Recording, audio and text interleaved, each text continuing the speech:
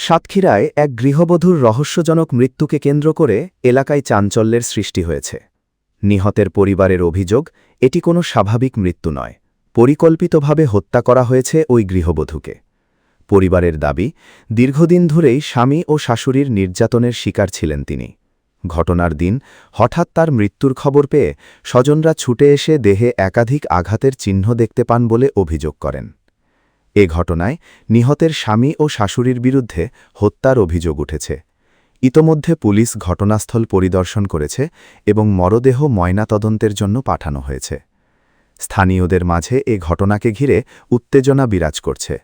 স্বজনদের দাবি, দ্রুত তদন্তের মাধ্যমে প্রকৃত দোষীদের আইনের আওতায় এনে দৃষ্টান্তমূলক শাস্তি নিশ্চিত করতে হবে।